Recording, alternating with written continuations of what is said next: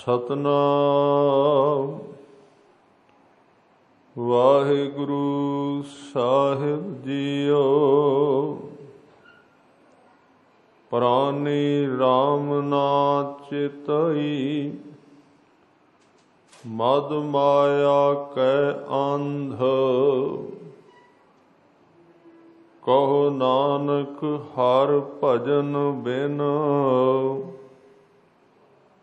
परत ताहे जम फंद। प्राणी राम ना चितई, मद माया कै अंध। कहो नानक हर भजन बिन, परत ताहे जम फंद। सुख मैं बहु संगी भय, दुख मैं संग न कोय। कहो नानक हर भज मना,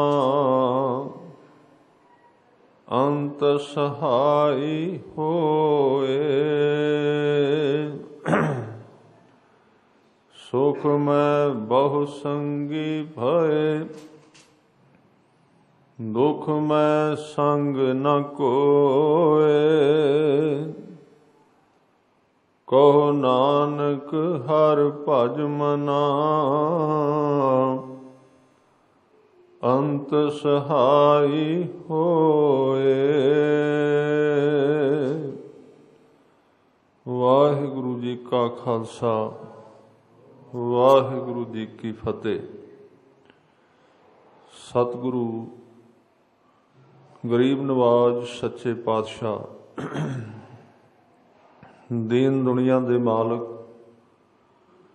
श्री गुरु ग्रंथ साहिब पातशाह जी दे चरनां विच सुभाएमान गुरु रूप साध संगत जीओ।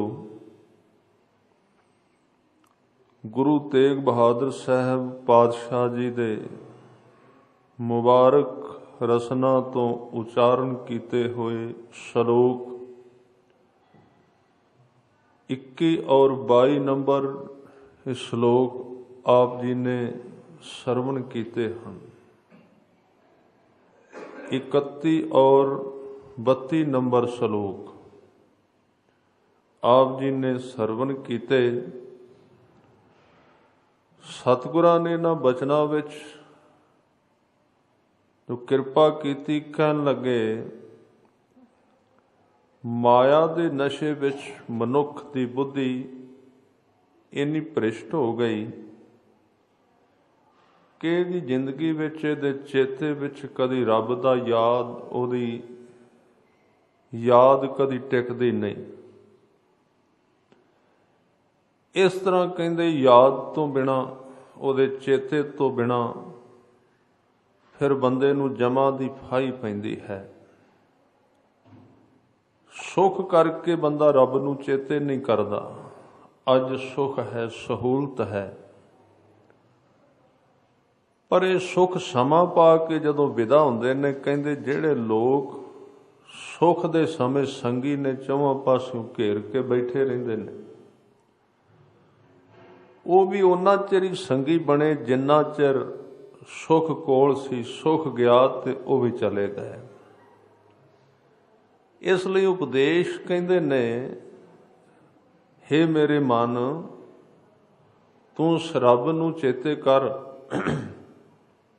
उस नूं सहाई बना, उस नूं संगी बना, जो कि तेरे जीवन दे विच हर एक दुख सुख विच सहाई हो सके, सहारा बन सके। इन्हां श्लोकां विच गुरु तेग बहादुर साहब सच्चे पातशाह जी ने दो तरह के विचार बहुते डूंघे दिते हैं। एक तो हजूर ने मनुख नूं उस हालत दे विच खड़े करन दा यतन कीता जिथे उन्होंने पता लग जाए कि तेरा संगी कोई नहीं है। हुण सानू ये ਅਹਿਸਾਸ ਨਹੀਂ ਹੁੰਦਾ, ਕਿਉਂਕਿ ਸਾਰੇ ਸਾਧਨ ਸਾਰੇ ਸੁੱਖ ਕਈ ਪ੍ਰਕਾਰ ਦੇ ਸਹਾਰੇ ਨੇ ਸਾਡੇ ਕੋਲ।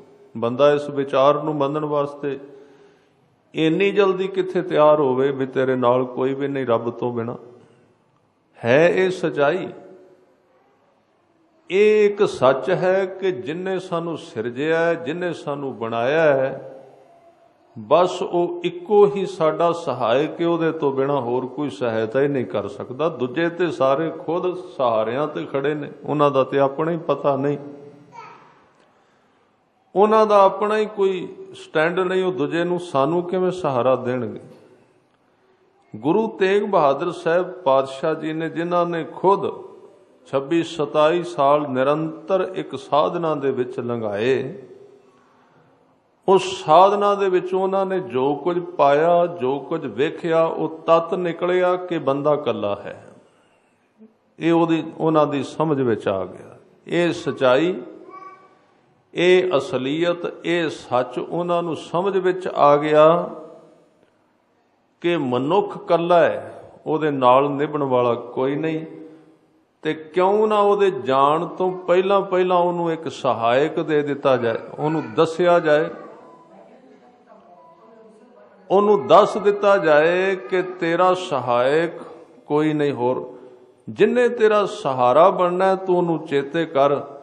ਜਿੰਨੀ ਬਾਣੀ ਬਹੁਤੀ ਗੁਰੂ ਗ੍ਰੰਥ ਸਾਹਿਬ ਪਾਤਸ਼ਾਹ ਜੀ ਦੀ ਹੈ, ਉਹ ਸੰਸਾਰ ਦੇ ਵਿੱਚ ਵਿਚਰਦੇ ਹੋਏ ਬੰਦੇ ਨੂੰ, ਜਿੱਥੇ ਚੌਵਾਂ ਪਾਸੇ ਸਹਾਰਿਆਂ ਦੀ ਭੀੜ ਹੈ, ਮਾਂ ਦਾ ਸਹਾਰਾ ਹੈ, ਪਿਤਾ ਦਾ ਸਹਾਰਾ ਹੈ, ਭਰਾਵਾਂ ਦਾ ਸਹਾਰਾ ਹੈ, ਧਨ ਦਾ ਸਹਾਰਾ ਹੈ, ਹੋਰ ਕਈ ਪ੍ਰਕਾਰ ਦੇ ਸਹਾਰੇ ਇੱਥੇ ਮਿਲ ਜਾਂਦੇ ਨੇ। ਤੇ ਉਹਨਾਂ ਸਹਾਰਿਆਂ ਦੇ ਭਰਮ ਵਿੱਚ ਪੈ ਕੇ ਬੰਦਾ ਕਦੀ ਵੀ ਸੱਚ ਨੂੰ ਚੇਤੇ ਕਰਨ ਵਾਸਤੇ ਤਿਆਰ ਨਹੀਂ ਹੁੰਦਾ। ਇੱਥੇ ਇਹ ਭਰਮ ਬਣਿਆ ਰਹਿੰਦਾ। ਪਰ ਸਤਿਗੁਰਾਂ ਨੇ ਕਿਹਾ ਠੀਕ ਹੈ, ਜਿੰਨਾ ਚਿਰ ਤੇਰਾ ਸਰੀਰ ਲੈਣ ਦੇਣ ਦਾ ਸੰਬੰਧ ਹੈ, ਇੱਥੇ ਪੂਰਬਲੇ ਸੰਜੋਗ ਨੇ, ਇੱਥੇ ਵੀ ਉਹ ਹੀ ਸਹਾਇਕ ਬਣੇ ਜਿਨ੍ਹਾਂ ਨਾਲ ਤੇਰਾ ਕੋਈ ਸੰਜੋਗ ਸੀ, ਦੂਜਾ ਨਹੀਂ। ਸਾਧ ਸੰਗਤ ਤੇ ਵੀ ਖਿਆਲ ਰੱਖਣਾ, ਦੁਨੀਆ ਦੇ ਵਿੱਚ ਜੇ ਸੁੱਖ ਮਿਲਦਾ ਹੈ ਤੇ ਕਿਸੇ ਨਾ ਕਿਸੇ ਸੰਜੋਗ ਕਰਕੇ, ਵੈਸੇ ਕਿਸੇ ਨੂੰ ਕੋਈ ਸੁੱਖ ਨਹੀਂ ਦੇ ਸਕਦਾ।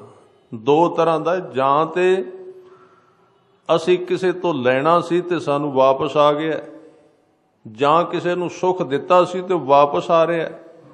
ਜਿਹਨੂੰ ਭਾਈ ਗੁਰਦਾਸ ਜੀ ਕਹਿੰਦੇ ਨੇ ਕਿ ਦਿੱਤਾ ਲਈਐ ਆਪਣਾ, ਅਣ ਦਿੱਤਾ ਕਛ ਹੱਥ ਨਾ ਆਵੇ।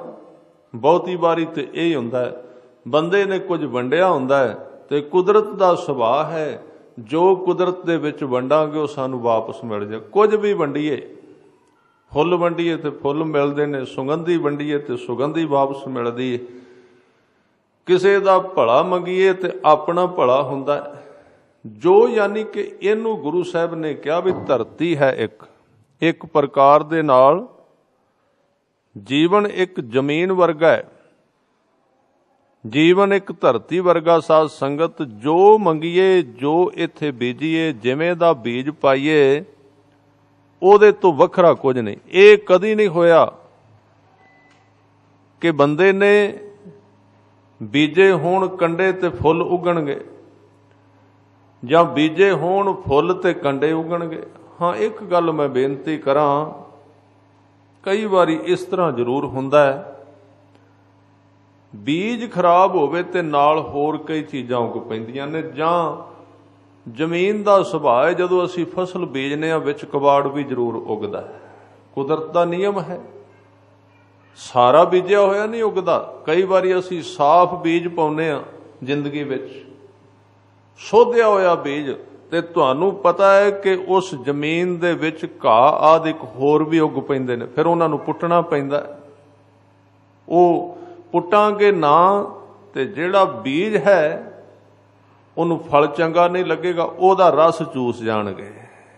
ਹੋਰ ਵੀ ਹੈ, ਵੇਖੋ, ਅਸੀਂ ਸਤਿਗੁਰੂ ਨੇ ਕਿਹਾ ਅੰਦਰ ਧਰਮ ਬੀਜ।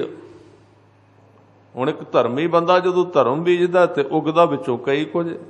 ਬੀਜਿਆ ਨਾਮ, ਪੜੀ ਗੁਰਬਾਣੀ, ਤੇ ਧਰਮੀ ਬੰਦਿਆਂ ਦੇ ਵਿੱਚ ਵੀ ਵਾਸ਼ਨਾ ਵੀ ਉਗਦੀ ਦਿਸਦੀ ਹੈ, ਕ੍ਰੋਧ ਵੀ ਹੈ, ਲੋਭ ਵੀ, ਹੰਕਾਰ ਵੀ, ਸਾਰਾ ਕੁਝ ਉਗਦਾ ਨਾ। ਇਹ ਕਿਉਂ ਉਗਦਾ ਹੈ? क्योंकि ये बंदे दे सुभाਅ दे विच बीज पए होए ने, उन्हां उगना ही उगना है। बस सतगुरु ने दस्सिया ओहदी दवाई है सिर्फ ते सिर्फ नाम। नाम द्वारा ही उन्हां बीजां नूं, उस कबाड़ नूं खत्म किया जा सकता है ते नाम दा बीज उगदा है। इस करके सतगुरु कहंदे ने ख्याल रख, ओही मिलेगा जो दिता है। दिता लईए अपना, अण दिता कछ हथ ना आवे। जो तू नहीं दिता वो तेरे हत्थां विच नहीं आएगा, वो तेनू नहीं मिलेगा। तां गुरु तेग बहादुर साहब पातशाह जी दे श्लोक बंदे दे इस भरम नू तोड़ना चाहुंदे ने, जो वो भरम विच पिया है कि संसार विच मेरे बड़े सहारे ने। ये लैण देण दा संबंध है। पूर्व जन्म के मिले संजोगी, अंतै को ना सहायक। ते विचार है ना कि सारे पूर्वले परिवार दे मैंबर इकट्ठे हो गए, पर मैं बेनती करा कई बारी बंदे दी प्रालबद ना होवे, उहदे पुत्तर भी कोल होण, पोतरे भी कोल होण। तुसीं वेख्या होएगा बेचारा यतीम होया फिरदा है, सब कुछ है, क्यों नहीं, फिर भी एक आदमी दा परिवार भी नहीं। वो भी साध संगत किसी आनंद विच, एक आदमी दा परिवार भी बड़ा है, फिर भी वो दुखी है, फिर भी कल्पदा। क्यों? हजूर ने कहा एक गल ख्याल रखी, अपनी जिंदगी विच झाती मार, किते चंगा नहीं कीता, इहदा फल ये मिलिया है। वैसे नहीं हो सकता, इहदा यही कारण है, होर कोई कारण नहीं। तां सतगुरु इन्हां शब्दां विच जदों कहंदे ना, वेख ये जिन्ने सहारे ने हैन जरूर, वक्ती ने सारे। रहराज साहब जी दी बाणी विच आपां सुणने आ, सच्चे पातशाह जी कहंदे ने जनन पिता लोक सुत बनता। ये सारे रिश्ते ने। जनन दा अर्थ है जननी, यानी कि मां। जनन जिन्हें जन्म दिता है, किड्डा वड्डा सहारा है। जन्म तो पहला ही उन्हें संग दिता, जन्म तो पहला ही उन्हें सहारा दिता। जन्म देण वास्ते शरीर नूं उसने घड़िया अपने शरीर दे विचों, वो बड़ा वड्डा सहारा है। सच्चे पातशाह ने कहा उन्हें फिर जन्म दिता, फिर उन्हें दुध चुंगाया, फिर उन्हें वड्डे कीता, उन्हें पालिया। कहन लगे पर इन्ना काम करन वाली मां भी तेरा सहारा नहीं बनेगी। वो भी वक्ती तौर ते मां है, वक्ती तौर ते तेरा सहारा जरूर है, कोई शक नहीं। तू बिल्कुल इकल्ला। मैं सारी बाणी दे उत्ते ये बेनती तुहाडे चरनां विच करनी चाहुंदा। गुरु ग्रंथ साहिब जी दा एक यतन है कि बंदा रब नूं प्यार तां करेगा जे वो इस हालत विच चला जाए कि मेरा जिहड़ा इस संसार विच सहारा कोई नहीं है। ਉਹੀ ਉਹਦਾ सहारा लएगा जिन्हों सहारा है, जिहदे कोल आसरा है। ਉਹ साध संगत किवें आसरा गुरु दा लएगा? ਉਹ ते कहेगा हुण दो रस्ते ने, ख्याल रखना, दो ही तरीके ने। जां ते इन्नी गुरु किरपा करे, ਇਹਦਾ अर्थ ਇਹ ना समझना कि बंदे नूं संसार दे जिन्ने रिश्ते ने, जिन्ने संबंध ने, उन्हां नूं छड्ड देना चाहिए। गुरु साहब ये नहीं कह रहे। वार वार बाणी विच आएगा ना कि मन प्यारिया तू सदा सच संभाले, ये कुटुंब तू जे देखदा चलै नहीं तेरे नाले, नाल साथ तेरा चलै नहीं तिस नाल क्यों चित लाइया, ऐसा कम मूले ना कीचै जित अंत पछोताइया। ये बचन जदों कीते ते इहदे विचों कई बारी इस तरह प्रतीत हुंदा है कि गुरु साहब ते बंदे दा परिवार ही छडाउणा चाहुंदे ने। कि परिवार छड्ड, संसार छड्ड, दुनिया छड्ड दे, नाल तेरे निभना नहीं, छडाउणा नहीं चाहुंदे। दो तरीके ने। बंदा समझदा तां है धर्म दे मार्ग ते तां तुरेगा, जां ते साध संगत धक्के नाल वापरे ही इस तरह भी संसार ही उहदे हत्थां विचों निकल जाए। गरीबी आ गई। तुसीं कई बारी वेख्या होवेगा गुरु साहब कहंदे दुख दारू सुख रोग भया, ते दुख एक तरह का थोड़ी है। दुख तां गरीबी आ गई, गरीबी दुख बन गई। जे उत्थे धन हुंदा जे माया कोल हुंदी ते किथे बंदे विच निमरता होनी सी।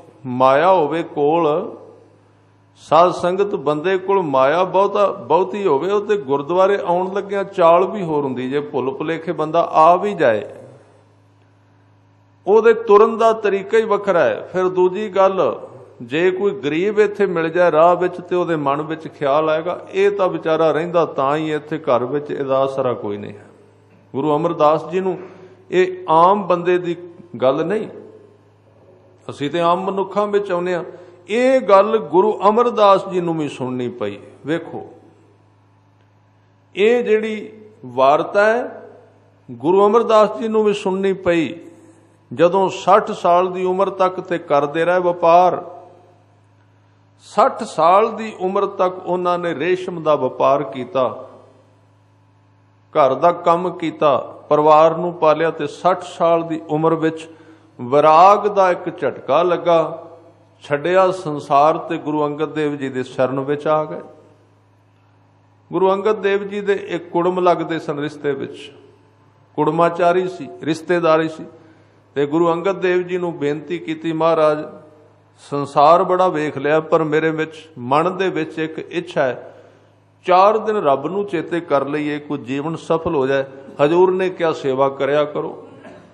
12 ਸਾਲ ਸੇਵਾ ਕਰਦੇ ਰਹੇ, 60 ਤੋਂ ਲੈ ਕੇ 72 ਸਾਲ ਤੱਕ 12 ਸਾਲ ਤੱਕ ਸੇਵਾ ਕੀਤੀ। ਤੇ ਇਤਿਹਾਸ ਵਿੱਚ ਕਿਤੇ ਕਿਤੇ ਮਿਲਦਾ ਉਹ ਸੇਵਾ ਕਰਦਿਆਂ ਜਦੋਂ ਉਹਨਾਂ ਨੇ ਤੁਰੇ ਫਿਰਨਾ ਨਾ, ਪਾਣੀ ਢੋਣਾ, ਸੇਵਾ ਕਰਨੀ, ਨੰਗੇ ਪੈਰੀ ਤੁਰਨਾ, ਕੱਪੜੇ ਪੁਰਾਣੇ ਹੋ ਜਾਣੇ ਕਈ ਵਾਰੀ। ਤੇ ਉੱਥੇ ਕਈ ਲੋਕ ਕਦੀ ਕਦੀ ਆਉਂਦੇ ਸਨ ਗੁਰੂ ਅਮਰਦਾਸ ਜੀ ਦੇ ਦਰਸ਼ਨ ਕਰਨ। ਸਾਰੀ ਤਰ੍ਹਾਂ ਦੇ ਲੋਕ ਆਉਂਦੇ ਨੇ, ਗੁਰੂ ਅੰਗਦ ਦੇਵ ਜੀ ਦੇ ਦਰਸ਼ਨ ਕਰਨ ਆਉਂਦੇ ਸਨ। ਤੇ ਉਹਨਾਂ ਨੇ ਵਿੱਚੋਂ ਪਹਿਚਾਣ ਕੇ ਨਾ ਇੱਕ ਨੇ ਪੁੱਛਣਾ ਇਹ ਬਜ਼ੁਰਗ ਕੌਣ ਹੈ? ਵਿਚਾਰਾ ਨੰਗੀ ਪੈਰੀ ਤੁਰਿਆ ਫਿਰਦਾ, ਕੱਪੜੇ ਪੁਰਾਣੇ ਹੋ ਗਏ ਨੇ, ਇਹ ਕੌਣ ਹੈ? ਤੇ ਦੂਜੇ ਕਿਸੇ ਨੇ ਕਹਿਣਾ ਕਿਉਂਕਿ ਸੰਸਾਰ ਦੂਜਿਆਂ ਦਾ ਧਿਆਨ ਜ਼ਿਆਦਾ ਰੱਖਦਾ ਹੈ, ਆਪਣਾ ਘੱਟ ਰੱਖਦਾ ਹੈ। ਇਹ ਬੜੀ ਵੱਡੀ ਕਮਜ਼ੋਰੀ ਹੈ। ਸੰਸਾਰ ਦੇ ਲੋਕ ਦੂਜਿਆਂ ਵੱਲ ਬਹੁਤਾ ਵਹਿੰਦੇ ਨੇ, ਉਹ ਕਿੱਥੋਂ ਆਉਂਦੇ ਨੇ, ਕਿੱਥੇ ਜਾਂਦੇ ਨੇ, ਕੀ ਕਰਦੇ ਨੇ, ਕੀ ਹੈ ਕੀ ਨਹੀਂ, ਦੂਜਿਆਂ ਨੂੰ ਕਹਿਣਗੇ ਪਰ ਉਹਨਾਂ ਨੂੰ ਆਪਣਾ ਪਤਾ ਨਹੀਂ ਲੱਗਦਾ ਵੀ ਅਸੀਂ ਕਿੱਥੋਂ ਆਏ ਹਾਂ ਤੇ ਅਸੀਂ ਕੀ ਪੈ ਕਰਨੇ ਆ। ਆਦਤ ਹੁੰਦੀ। ਉੱਥੇ ਵੀ ਇਸ ਤਰ੍ਹਾਂ ਦੇ ਲੋਕ ਮਿਲੇ ਜਿਨ੍ਹਾਂ ਨੇ ਇਹ ਕਿਹਾ ਵੀ ਇਹ ਕੌਣ ਹੈ ਬਜ਼ੁਰਗ, ਬੜਾ ਤੁਰਿਆ ਫਿਰਦਾ। ਦੂਸਰੇ ਨੇ ਕਿਹਾ ਇਹ ਕੌਣ ਹੈ? ਤੇ ਗੁਰੂ ਅੰਗਦ ਦੇਵ ਜੀ ਦਾ ਕੁੜਮ ਹੈ। ਗੁਰੂ ਅੰਗਦ ਦੇਵ ਜੀ ਦੀ ਕੁੜਮਾਚਾਰੀ ਵਿੱਚੋਂ ਇੱਥੇ ਕੀ ਕਰਦਾ ਹੈ? ਤੇ ਕਹਿਣ ਵਾਲਿਆਂ ਨੇ ਇੱਥੋਂ ਤੱਕ ਵੀ ਕਹਿ ਦਿੱਤਾ ਸੀ, ਘਰਦਿਆਂ ਨੇ ਜਿੰਨਾ ਚਿਰ ਕੰਮ ਕਰਨ ਜੋਗਾ ਸੀ ਘਰ ਰੱਖਿਆ ਹੈ, ਹੁਣ ਬਜ਼ੁਰਗ ਹੋ ਗਿਆ ਹੈ, ਹੁਣ ਉਹਨਾਂ ਨੇ ਗੁਰੂ ਕੋਲ ਭੇਜ ਦਿੱਤਾ ਹੈ। ਉਹਨਾਂ ਨੇ ਕਹਿ ਦਿੱਤਾ ਹੁਣ ਕੰਮ ਕਰਨ ਜੋਗਾ ਨਹੀਂ ਰਿਹਾ, ਇੱਥੇ ਭੇਜ ਦਿੱਤਾ, ਬਜ਼ੁਰਗ ਹੋ ਗਿਆ। ਇਹ ਗੱਲ ਕਹਿ ਦਿੱਤੀ। ਸਾਧ ਸੰਗਤ ਮੈਂ ਬੇਨਤੀ ਕਰ ਰਿਹਾ ਸਾਂ, ਇਹ ਬਿਰਤੀ ਜਿਹੜੀ ਮੈਂ ਤੁਹਾਡੇ ਨਾਲ ਸਾਂਝੀ ਕਰ ਰਿਹਾ, ਮਾਇਆ ਬਹੁਤੀ ਹੋਵੇ ਤੇ ਬੰਦੇ ਦਾ ਗਿਆਨ ਵੀ ਹੋਰ ਤਰ੍ਹਾਂ ਦਾ ਹੋ ਜਾਂਦਾ। ਉਹਦਾ ਗਿਆਨ ਉਹ ਧਾਰਮਿਕ ਥਾਂ ਤੇ ਵੀ ਆ ਕੇ ਵੀ ਆਪਣੀ ਮਾਇਆ ਦਾ ਮਦ ਅੰਦਰੋਂ ਛੱਡਦਾ ਨਹੀਂ। ਔਰ ਉਹਨੂੰ ਗੁਰੂ ਤੇਗ ਬਹਾਦਰ ਸਾਹਿਬ ਜੀ ਅੱਜ ਕਹਿ ਰਹੇ ਨੇ, ਪ੍ਰਾਣੀ ਰਾਮ ਨਾ ਚੇਤਈ ਮਦ ਮਾਇਆ ਕੈ ਅੰਧ। ਮਦ ਕਹਿੰਦੇ ਨੇ ਨਸ਼ੇ ਨੂੰ। ਕਹਿੰਦੇ ਜਿਹੜੇ ਬੰਦੇ ਨੂੰ ਮਾਇਆ ਦਾ ਨਸ਼ਾ ਚੜ ਗਿਆ ਨਾ, ਇੱਕ ਤੇ ਸ਼ਰਾਬ ਦਾ ਨਸ਼ਾ ਹੈ ਨਾ, ਇੱਕ ਮਾਇਆ ਦਾ ਨਸ਼ਾ ਹੈ। ਜਿਹਨੂੰ ਮਾਇਆ ਦਾ ਨਸ਼ਾ ਚੜ ਗਿਆ, ਕਹਿੰਦੇ ਉਹ ਇਸ ਤਰ੍ਹਾਂ ਹੋ ਗਿਆ ਜਿਵੇਂ ਆਪਾਂ ਕਹਿੰਦੇ ਆ ਫਲਾਣਾ ਬੰਦਾ ਸ਼ਰਾਬ ਪੀ ਕੇ ਅੰਨਾ ਹੋ ਗਿਆ, ਡਿੱਗਦਾ ਫਿਰਦਾ ਹੈ, ਡੋਲਦਾ ਫਿਰਦਾ ਹੈ, ਕਦੀ ਕਿਤੇ ਵੱਜਦਾ ਕਦੀ ਕਿਤੇ ਵੱਜਦਾ। ਇਹ ਕਹਿੰਦੇ ਮਾਇਆ ਦਾ ਨਸ਼ਾ ਵੀ ਇੱਕ ਸ਼ਰਾਬ ਦੇ ਨਸ਼ੇ ਵਰਗਾ ਹੈ। ਇਹਦੇ ਵਿੱਚ ਜਦੋਂ ਜਿਹਨੂੰ ਇਹ ਨਸ਼ਾ ਚੜ ਜਾਏ ਮਾਇਆ ਦਾ, ਸਭ ਤੋਂ ਪਹਿਲਾਂ ਕੀ ਵਾਪਰਦਾ ਹੈ? ਉਸ ਬੰਦੇ ਦੀ ਬੁੱਧੀ ਦੀਆਂ ਅੱਖਾਂ ਬੰਦ ਹੋ ਜਾਂਦੀਆਂ ਨੇ, ਬੁੱਧੀ ਕੰਮ ਕਰਨਾ ਛੱਡ ਜਾਂਦੀ ਹੈ, ਉਹਦੀ ਸੋਚ, ਉਹਦਾ ਚਿੰਤਨ, ਇਹ ਸਾਰਾ ਕੁਝ ਗਿਆ, ਸੋਚ ਨਹੀਂ ਸਕੇਗਾ। ਨਾ ਉਹਦੀਆਂ ਅੱਖਾਂ ਤੋਂ ਉਹਨੂੰ ਦਿਸਦਾ ਜ਼ਰੂਰ ਹੈ ਪਰ ਉੱਥੇ ਦਿਸਣ ਦਾ ਮਤਲਬ ਉਹਦੀ ਦ੍ਰਿਸ਼ਟੀ ਜਿਹੜੀ ਭ੍ਰਸ਼ਟ ਹੋ ਜਾਂਦੀ ਹੈ। ਦ੍ਰਿਸ਼ਟੀ ਭ੍ਰਸ਼ਟ ਹੋ ਜਾਣੀ, ਦ੍ਰਿਸ਼ਟੀ ਦਾ ਮਤਲਬ ਸੋਚ ਭ੍ਰਸ਼ਟ ਹੋ ਜਾਣੀ। ਸੋਚਣ ਦਾ ਤਰੀਕਾ ਜਿਵੇਂ ਮੈਂ ਹੁਣ ਕਿਹਾ, ਉਹਨਾਂ ਲੋਕਾਂ ਦੀ ਦ੍ਰਿਸ਼ਟੀ ਕਿੰਨੀ ਭ੍ਰਸ਼ਟ ਹੋਈ ਹੋਵੇਗੀ ਜਿਨ੍ਹਾਂ ਨੇ ਗੁਰੂ ਅਮਰਦਾਸ ਜੀ ਨੂੰ ਕਿਹਾ ਵੀ ਘਰ ਕੰਮ ਨਹੀਂ ਤਾਂ ਇੱਥੇ ਭੇਜ ਦਿੱਤਾ। गुरु अंगद देव जी उदों मौजूद सन, उत्थे सन। पर जदों माया का नशा चढ़दा है, इसलिए कह रहा सी दुख दो तरीके ने, जां ते बंदे कोल सुख होवे ते सुख दे विच बंदा जाग पवे, फिर गलत नहीं। जे जाग पवे फिर सुख रहिंदियां भी चेते कर सकदा है, ते जे सौ गया फिर होर कोई तरीका नहीं, फिर उन्होंने दुख ही जगा रब वाल जोड़ सकता है। दो ही तरीके ने। आ बचन है दुख दारू सुख रोग पया। जदों ये बचन कीते गुरु नानक देव महाराज जी ने, मरदानिया आम तौर ते 99% लोग किसी ना किसी दुख तो पीड़ित हो के रब नूं याद करते हैं। वैसे कौन करे, ते दुख कई तरह का। गरीबी का दुख एक, कोल माया नहीं, चिंता लगी रहिंदी। माया का दुख परिवार के किसी मैंबर नज़दीकी वालों दिता होया दुख, ये भी इधर नूं धक्कदा बंदे नूं रब दे प्यार वाल, मजबूरन उहनूं मजबूर कर दिंदा झुकण वास्ते। सताया होया है संसार वालों, इस करके इधर तुरेगा। माया का दुख, संसार वालों कीते हुए तिरस्कार बेइज्जती का दुख, कोई ना कोई शरीरक दुख उन्होंने मनाउंदा है, शरीरक रोग उन्होंने मनाउंदा है। सारे दुख ने, जां फिर साध संगत उन्होंने दुख कोई ना कोई मानसिक तौर पर है, वह भी उन्होंने गुरु वाल जोड़न का वसीला बनता है। ये कई दुख ने जिन्होंने गुरु साहब ने कहा एक विछोड़ा, फिर एक होर बड़ा वड्डा दुख है, एक विछोड़ा, एक दुख भूख, एक दुख सख्त वार जमदूत, फिर मौत का दुख जिन्हों दिस पिया। जे मौत सामने आ गई तो तां भी वो दुख भी मजबूर करेगा। हुण ये ते दुख तो प्रभावित होकर जुड़िया मनुख है, वैरागी हो गया। एक दूजे ने जो गुरु साहब ने कहा ना भी दुख दारू मरदानिया, दुख आवे तो बंदा जुड़ेगा, नहीं तो सौ जाएगा। तो भाई मरदाना जी कहते महाराज फिर यदा मतलब तो यह होया भी जिन्ने धर्मी बंदे ने पहला दुखी होणगे फिर धर्मी होणगे। कहन लगे हाँ मरदाने मजबूरी है, होर करिए कि बंदा सीधे राह ते तुरदा ही नहीं, राह है ही कोई नहीं। फिर भाई मरदाना जी बेनती करते महाराज कोई इस तरह का भी तरीका है भी सुख विच भी बंदा याद करे। कहन लगे है जरूर, जरूरत नहीं कि बंदा दुखी होवे ते तां ही रब नूं चेते करे, पर हुंदा नहीं इस तरह। फिर किवें हो सकदा? कहंदे जां सुख, जे बंदे कोल सारे सुख होण, धन बथेरा होवे, ना धन की कमी, ना धाम की कमी, ना नाम की कमी, ये तीन चीज़ां उहदे कोल होण। धन बहुत है, माया की कमी नहीं। धाम का अर्थ है रहन सहन चंगा है, खाण पीण चंगा है। धन धाम ते नाम, नाम का अर्थ है उहदा नाम ही वजदा संसार विच, लोग जानते भी ने। तिन्ने चीज़ां हैन, शरीर भी तंदुरुस्त है, रोग भी कोई नहीं, सब कुछ है, किसी प्रकार का दुख नहीं। सारियां दातां रब ने दित्तियां ने, ते ओ दातां प्राप्त करके जां सुख ताम ना होई, जे बंदा उन्हां दे नाल चंबड़िया होया नहीं, उन्हां नूं हुंदियां भी इंज समझदा है कि मेरियां नहीं, वो बंदा भी रब नूं चेते कर सकदा है। बस ये दो दिशावां ने कि बंदे दे कोल होवे ते उहनूं अपना ना समझे, वो भी आदमी रब नूं चेते कर सकदा है, पर वो बड़े घट हुंदे ने। होवे कोल ते ओहदे नाल फिर खिच ना होवे, किवें होवेगा? बड़ी मुश्किल है, बहुत मुश्किल है घटना।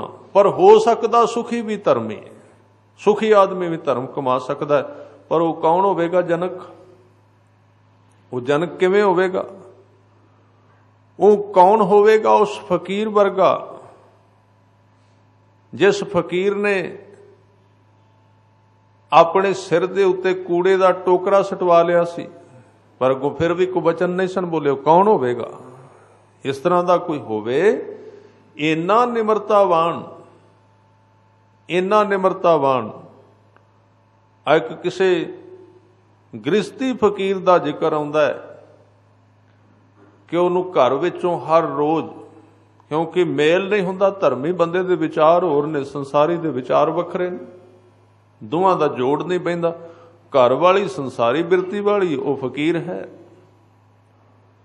जदों किते आउंदा है ते देर हो जाती, किते ना किते धर्म की गल करदा है, किते सुनदा है, जां घर आया तो फिर वो किते सिमरन विच बहिंदा है, तां उत्थे मेल नहीं हुंदा। ओहदी बिरती संसारी, वो चरम दृष्टि विच है ते पति जिहड़ा वो धर्म दृष्टि विच है, दोवां दा जोड़ नहीं हुंदा। उत्थे की वापरदा है?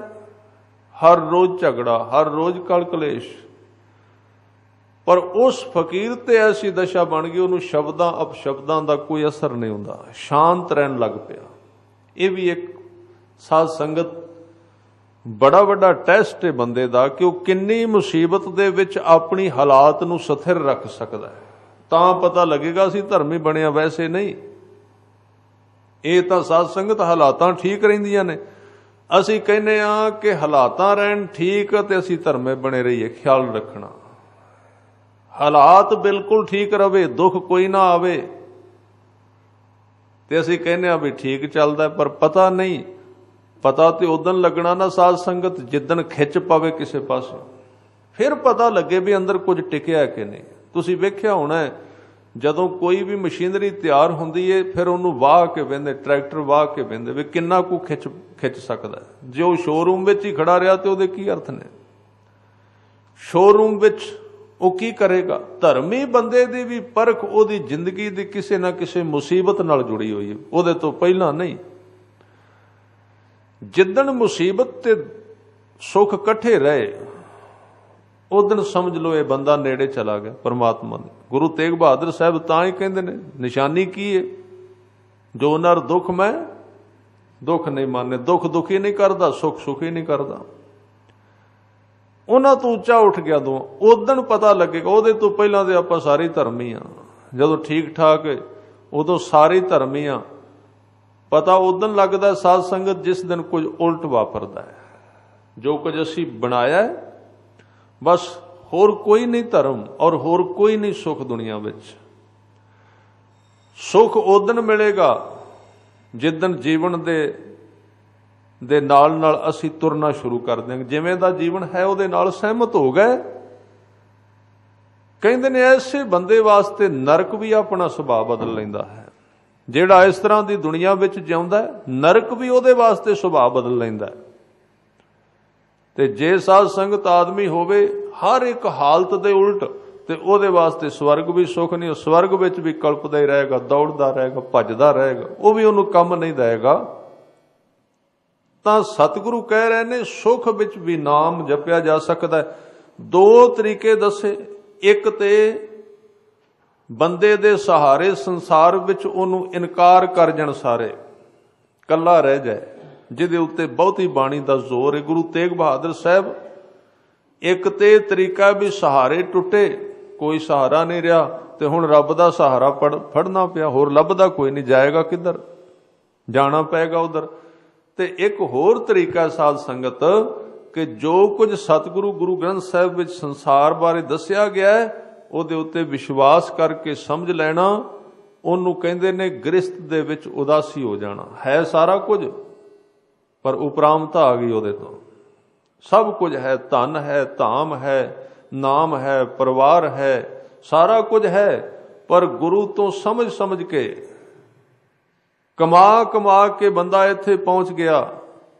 इस गल दा पता लग गया कि जग रचना सब झूठ है, जान लिहो रे मीत, कह नानक थिर ना रहे ज्यों बालू की पीत। ये हुण है तां विच असलीयत दा पता लग गया कि ये सहारे चंगे ने, वरतों कर, पर यकीन बहुता गहरा ना करी भी पता नहीं किन्ना चिर तेरे नाल रहणगे। वैसे ते कहा गया बंदे दा बंदा दारू है, पर बंदे दा पता की किन्ना चिर रवे। ਇਹਦੇ ਵਿੱਚ ਗੁਰੂ ਸਾਹਿਬ ਸਾਨੂੰ ਜਗਾਉਣਾ ਚਾਹੁੰਦੇ ਨੇ ਕਿ ਇਹਦੇ ਵਿੱਚ ਰਹਿੰਦਿਆਂ ਇਹਨਾਂ ਸਹਾਰਿਆਂ ਨੂੰ ਵਰਤਦਿਆਂ ਹੋਇਆਂ ਜਿਹੜਾ ਉਪਰਾਮ ਹੋ ਜਾਏ, ਉੱਚਾ ਉੱਠ ਜਾਏ, ਉਦਾਸ ਹੋ ਜਾਏ, ਨਾਮ ਨਾਲ ਉਹ ਹੀ ਜੁੜੇਗਾ, ਇਹਦੇ ਤੋਂ ਬਿਨਾਂ ਨਾਮ ਨਾਲ ਸਾਂਝ ਨਹੀਂ ਬਣ ਸਕਦੀ। ਤਾਂ ਮੈਂ ਜਿਹੜੀਆਂ ਦੋ ਬਿਰਤੀਆਂ ਤੇ ਆਪ ਜੀ ਨਾਲ ਬੇਨਤੀ ਕਰ ਰਿਹਾ ਸਾਂ, ਗੁਰੂ ਤੇਗ ਬਹਾਦਰ ਸਾਹਿਬ ਜੀ ਦਾ ਜਿਹੜਾ ਯਤਨ ਹੈ ਉਹ ਇਹ ਹੈ ਕਿ ਬੰਦੇ ਨੂੰ ਇਕੱਲਾ ਖੜਾ ਕਰ ਦਿੱਤਾ ਜਾਏ, ਬਿਲਕੁਲ ਇਕੱਲਾ। ਉਹਨੂੰ ਇੰਜ ਪ੍ਰਤੀਤ ਹੋਵੇ ਕਿ ਬੜੀ ਦੂਰ ਕਿਤੇ ਸਮੁੰਦਰ ਵਿੱਚ ਕਿਸੇ ਟਾਪੂ ਤੇ ਉਹ ਇਕੱਲਾ ਰਹਿ ਗਿਆ ਹੈ। ਜਿਵੇਂ ਕਿਸੇ ਜਹਾਜ਼ ਤੇ ਸਫ਼ਰ ਕਰਨ ਜਾ ਰਿਹਾ ਸੀ, ਜਹਾਜ਼ ਦੇ ਵਿੱਚੋਂ ਉਤਰੇ ਲੋਕ ਸਾਰੇ ਸਾਥੀ ਮੁਸਾਫਰ, ਕੋਈ ਟਾਪੂ ਸੀ ਛੋਟਾ ਜਿਹਾ ਪਹਾੜ, ਵੀ ਚਲੋ ਇੱਥੇ ਥੋੜਾ ਜਿਹਾ ਘੁੰਮ ਲੈਂਦੇ ਹਾਂ, ਰਸਤਾ ਉਹਨੂੰ ਕੋਈ ਨਹੀਂ, ਚੌਵਾਂ ਪਾਸੇ ਪਾਣੀ। ਉੱਥੇ ਉਤਰਿਆ ਤੇ ਉੱਥੇ ਦੂਰ ਚਲਾ ਗਿਆ, ਜਹਾਜ਼ ਨਿਕਲ ਗਿਆ, ਨਾਲਦਿਆਂ ਨੇ ਚੜਾਇਆ, ਇਕੱਲਾ ਰਹਿ ਗਿਆ। ਹੁਣ ਉਸ ਇਕੱਲ ਵਿੱਚ ਕੌਣ ਸਾਥੀ ਉਹਦਾ? ਉੱਥੇ ਫਿਰ ਇੱਕ ਪੁਕਾਰ, ਇੱਕ ਆਵਾਜ਼ ਡੂੰਘੇ ਥਾਂ ਤੋਂ ਅੰਦਰੋਂ ਨਿਕਲੇਗੀ, ਰੱਬ ਵਾਸਤੇ, ਬਚਾਉਣ ਵਾਸਤੇ। ਪੂਰਾ ਜ਼ੋਰ ਲਾ ਦੇਗਾ ਬੰਦਾ, ਅੰਦਰੋਂ ਰੋਏਗਾ ਉਸ ਨੂੰ, ਕਿਉਂਕਿ ਹੋਰ ਉੱਥੇ ਹੱਥ ਕਿਸੇ ਦਾ ਨਹੀਂ ਪਹੁੰਚਦਾ। ਉਸ ਥਾਂ ਤੇ ਇਹ ਬਾਣੀ ਲਿਆਉਂਦੀ ਬੰਦੇ ਨੂੰ। ਹੈ ਬੜਾ ਔਖਾ ਉਸ ਥਾਂ ਤੇ ਆਉਣਾ, ਪਰ ਇਹ ਵੀ ਖਿਆਲ ਰੱਖਣਾ ਉੱਥੇ ਆਉਣਾ ਸਾਰਿਆਂ ਨੇ ਹੈ, ਕਿਉਂਕਿ ਨਾਲ ਕੋਈ ਨਹੀਂ। ਉਸ ਥਾਂ ਤੇ ਲਿਆਉਣ ਦਾ ਯਤਨ ਕਰ ਰਹੇ ਨੇ ਇੱਥੇ ਜਿਉਂਦੇ ਜੀ, ਇਹ ਅਭਿਆਸ ਕਰਾ ਰਹੇ ਨੇ ਗੁਰੂ ਤੇਗ ਬਹਾਦਰ ਸਾਹਿਬ, ਗੁਰੂ ਗ੍ਰੰਥ ਸਾਹਿਬ ਜੀ। ਇਹ ਜਿਹੜੀਆਂ ਬੇਨਤੀਆਂ ਨੇ ਮੈਂ ਸਾਧਨਾ ਪੱਖ ਵਿੱਚ ਕਰ ਰਿਹਾ, ਜਿਹੜੀ ਸਾਧਨਾ ਕਰਨੀ ਸਿੱਖ ਨੇ, ਉਹਦੇ ਵਿੱਚ ਗੁਰਬਾਣੀ ਦਾ ਯਤਨ ਨੇ ਸਿੱਖ ਨੂੰ ਪਹਿਲਾਂ ਅਹਿਸਾਸ ਕਰਾ ਦੇਣਾ, ਕੱਲੇ ਖੜੇ ਕਰ ਦੇਣਾ, ਕੋਈ ਨਹੀਂ ਤੇਰੇ ਨਾਲ, ਕੋਈ ਨਾ ਕਿਸੇ ਸੰਗ ਕਾਹੇ ਗਰਬੀਐ। ਫਿਰ ਜਦੋਂ ਪਹਿਲਾ ਤੇ ਹੋਵੇਗਾ ਕੱਲਾ, ਪਹਿਲਾਂ ਅਜੇ ਕੱਲਾ ਤੇ ਹੋਵੇ, ਤੂੰ ਉਹਨੂੰ ਤਾਂ ਹੀ ਮਿਲੇਗਾ ਨਾ ਜੇ ਮੈਂ ਹੋਵੇਗਾ। ਤੇ ਆਪਾਂ ਕਹਿੰਦੇ ਆ ਨਾ ਵੀ ਧਰਮ ਜਿਹੜਾ ਮੈਂ ਤੋਂ ਸ਼ੁਰੂ ਹੁੰਦਾ ਹੈ ਤੇ ਤੂੰ ਤੱਕ ਜਾ ਕੇ ਸਮਾਪਤ ਹੋ ਜਾਂਦਾ ਹੈ, ਹਮ ਤੋਂ ਸ਼ੁਰੂ ਹੁੰਦਾ ਤੇ ਤੁਮ ਤੱਕ ਜਾਂਦਾ ਹੈ, ਹਮ ਤੁਮ ਬੀਚ ਭਇਓ ਨਹੀਂ ਕੋਈ। ਪਰ ਮੈਂ ਬੇਨਤੀ ਕਰਾਂ, ਅਜੇ ਤੇ ਆਪਾਂ ਮੈਂ ਤੱਕ ਵੀ ਕੋਈ ਨਹੀਂ ਆਏ, ਅਜੇ ਤੇ ਮੈਂ ਇਕੱਲਾ ਵੀ ਨਹੀਂ, ਅਜੇ ਤੇ ਵਿੱਚ ਬੜਾ ਕੁਝ ਬੜਿਆ ਬੈਠਾ। ਉਹ ਵਿੱਚੋਂ ਨਿਕਲੇਗਾ, ਮੈਂ ਇਕੱਲੀ ਰਹੇਗੀ ਤੇ ਤਾਂ ਹੀ ਤੂੰ ਤੱਕ ਜਾਏਗਾ ਨਾ। ਇੱਕ ਬਚਨ ਆਉਂਦਾ ਨਾ ਕਬੀਰ ਜੀ ਦਾ, ਕਬੀਰ ਸਾਧੂ ਕੋ ਮਿਲਣੇ ਜਾਈਏ ਸਾਥ ਨਾ ਲੀਜੈ ਕੋਏ। ਰੱਬ ਨੂੰ ਮਿਲਣ ਦੀ ਗੱਲ ਕਰਨਾ ਹੈ, ਅਜੇ ਤੂੰ ਇਕੱਲਾ ਤੇ ਹੋ, ਅਜੇ ਤੇ ਤੇਰੇ ਨਾਲ ਕਿੰਨਾ ਕੁਝ ਜੁੜਿਆ, ਕਿੰਨੀਆਂ ਇੱਛਾਵਾਂ, ਕਿੰਨੇ ਸੁਪਨੇ, ਕਿੰਨੀਆਂ ਲਾਲਸਾਵਾਂ, ਕਿੰਨੇ ਅਹੰਕਾਰ। ਅਜੇ ਤੇ ਤੂੰ ਮੈਂ ਵੀ ਨਹੀਂ ਬਣਿਆ ਤੇ ਤੂੰ ਕਿੱਥੋਂ ਬਣੇਗਾ? ਇਹ ਤੇ ਝੂਠ ਹੈ। ਤੂੰ ਕਹਿੰਦਾ ਮੈਂ ਤੂੰ ਹੋ ਜਾਣਾ, ਤੇਰੇ ਨਾਲ ਹੀ ਇੰਨਾ ਡੰਬਰ ਹੈ, ਪਰਿਵਾਰ ਹੀ ਤੇਰਾ ਬਹੁਤ ਵੱਡਾ। ਪਹਿਲਾਂ ਉਹਨੂੰ ਲਾ ਨਾਲੋਂ ਇਕੱਲਾ ਹੋ। ਪਹਿਲਾਂ ਧਰਮ ਦੀ ਪਹਿਲੀ ਸਾਧਨਾ ਹੈ ਇਕੱਲੇ ਹੋ ਜਾਣਾ, ਬਿਲਕੁਲ ਸਭ ਤੋਂ ਇਕੱਲੇ ਹੋ ਜਾਣਾ। ਮੈਂ ਦੋ ਤਿੰਨ ਉਦਾਹਰਨਾਂ ਦੇ ਰਿਹਾ। ਇੱਕ ਤਾਂ ਸ਼ਲੋਕ ਇਹ ਦੱਸ ਰਿਹਾ ਹੈ ਕਿ ਆਪਣੇ ਸੰਗ ਸਾਥ ਨੂੰ ਵੱਢ ਦੇ, ਬਾਹਰੋਂ ਨਹੀਂ ਅੰਦਰੋਂ ਇਕੱਲਾ ਹੋ ਜਾ। ਤੂੰ ਇਕੱਲਾ ਹੋ ਜਾ ਅੰਦਰੋਂ, ਬਿਲਕੁਲ ਪ੍ਰਤੀਤ ਕਰਕੇ ਤੂੰ ਇਕੱਲਾ ਹੈ। ਪਹਿਲੀ ਸਾਧਨ ਹੈ ਧਾਰਮਿਕ ਬੰਦੇ ਦੀ, ਇਕੱਲੇ ਹੋ ਜਾਣਾ। ਇਸੇ ਨੂੰ ਕਿਹਾ ਸਾਥ ਨਾ ਲੀਜੈ ਕੋਏ। ਜੇ ਤੂੰ ਗੁਰੂ ਨੂੰ, ਸਾਧੂ ਨੂੰ, ਰੱਬ ਨੂੰ ਮਿਲਣਾ ਹੈ ਤੇ ਪਹਿਲਾਂ ਤੂੰ ਇਕੱਲਾ ਹੋ, ਸਾਥ ਸਾਰਾ ਕੱਢ ਦੇ ਵਿੱਚੋਂ। ਬਾਬਾ ਫਰੀਦ ਜੀ ਦਾ ਸ਼ਲੋਕ ਪੜੋ। ਉਹ ਕਹਿੰਦੇ ਨੇ, ਫਰੀਦਾ ਆਪ ਸਵਾਰ ਹੈ ਮੈਂ ਮਿਲਾਂ, ਮੈਂ ਮਿਲਿਆ ਸੁਖ ਹੋਏ। ਇਹ ਮੈਂ ਦੇ ਅਰਥ ਕੀ ਨੇ? ਰੱਬ ਕੀਤੇ ਨੇ ਅਰਥ ਮੈਂ ਦੇ ਬਹੁਤੇ ਟੀਕਾਕਾਰਾਂ ਨੇ।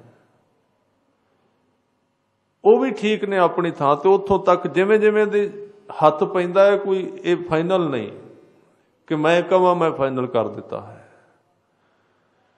ਜਿਹੜੇ ਪਾਸਿਓਂ ਕੋਈ ਹੱਥ ਪਾਉਂਦਾ ਉਧਰੋਂ ਉਹ ਠੀਕ ਹੁੰਦਾ ਹੈ। ਤਾਂ ਜਦੋਂ ਇਹ ਕਹਿੰਦੇ ਵੀ ਪਹਿਲਾਂ ਤੂੰ ਆਪਣੇ ਆਪ ਨੂੰ ਸਵਾਰ ਤੇ ਪਹਿਲਾਂ ਆਪਣੀ ਮੈਂ ਨੂੰ ਮਿਲ। ਅਜੇ ਤੇ ਤੂੰ ਮੈਂ ਤੱਕ ਵੀ ਨਹੀਂ ਗਿਆ, ਤੈਨੂੰ ਇਹ ਵੀ ਨਹੀਂ ਪਤਾ ਮੈਂ ਕੌਣ। ਪਹਿਲਾਂ ਮੈਂ ਨੂੰ ਸ਼ੁੱਧ ਕਰ। ਮੈਂ ਮਿਲਿਆ ਸੁਖ ਹੋਏ। ਜੇ ਤੂੰ ਮੇਰਾ ਹੋਏ ਰਹੇ, ਇਹ ਮੇਰਾ ਕੌਣ ਹੈ? ਇਹ ਹੈ ਰੱਬ। ਸਭ ਜਗ ਤੇਰਾ ਹੋਏ। ਇਸ ਕਰਕੇ ਗੁਰੂ ਤੇਗ ਬਹਾਦਰ ਸਾਹਿਬ ਜਿੰਨੀ ਬਾਣੀ ਉਚਾਰਦੇ ਨੇ ਤੇ 26-27 ਸਾਲ ਲਾਏ ਇਸ ਅਭਿਆਸ ਤੇ,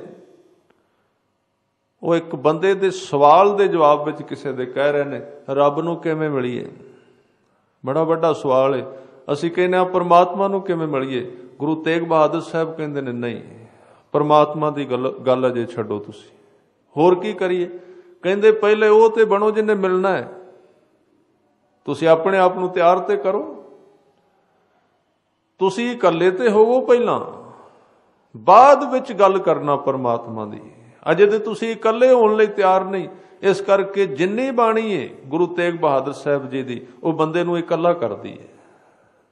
ਇਸ ਬਾਣੀ ਦਾ ਅਭਿਆਸ ਕਰਕੇ ਦੇਖ ਲਓ, ਮਨੁੱਖ ਨੂੰ ਇੰਜ ਪ੍ਰਤੀਤ ਹੋਵੇਗਾ ਮੈਂ ਇਕੱਲਾ ਰਹਿ ਗਿਆ, ਕੋਈ ਨਹੀਂ ਮੇਰੇ ਨਾਲ, ਕੋਈ ਨਾਲ ਨਹੀਂ, ਬਿਲਕੁਲ ਇਕੱਲਾ ਛੁੱਟ ਗਿਆ।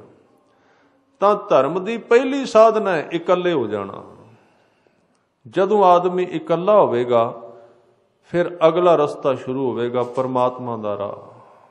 ਫਿਰ ਉਹਦੇ ਤੇ ਤੁਰੇਗਾ, ਇਕੱਲਾ ਤੁਰੇਗਾ, ਫਿਰ ਮੈਂ ਤੂੰ ਤੱਕ ਪਹੁੰਚ ਜਾਏਗਾ।